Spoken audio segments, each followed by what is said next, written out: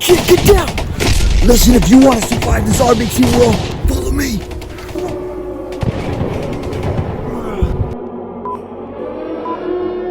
In this field, I mean, it is so taxing. You're chasing the kids, or sometimes you gotta restrain the kid. Sometimes you gotta block the kid from harming themselves. I mean, it goes on and on. Number one thing I would say, stay healthy. Whether that's drinking a lot more water, right, to keep you hydrated. Maybe go for walks, runs. Stay healthy. You can't watch and make sure that their behaviors are in check if you're not taking care of yourself. So number two, you have to find a way to make it fun for you and the client. So maybe you can combine being healthy with making it fun. So maybe use running after the kid as a reinforcer. Find a board game to use as a reinforcer and learn, so they can learn how so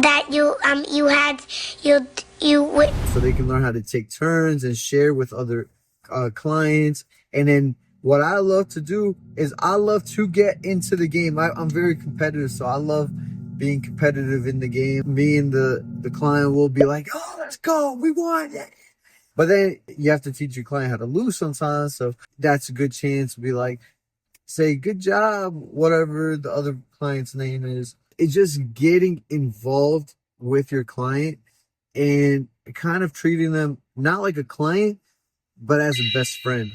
Because you got to know, this is someone else's kid. It's in your best interest to also learn to love the client as well and just make it fun. And the third thing I would say is take a break, right? Ask someone to watch your client if your company allows that. Allow somebody else to watch them just for a little bit, 5 minutes.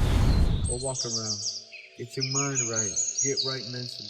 There's one last step. When you are searching for a company to work for, please, for the love of God, read the job description. In there, you can tell if this company values their employees.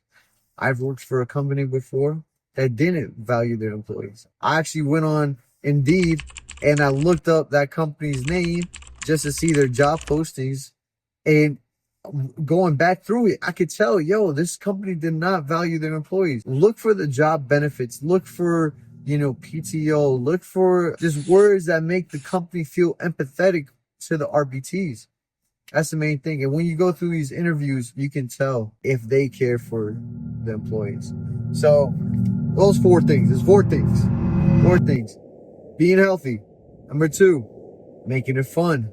Loving the client. Number 3, taking mental breaks and relaxing.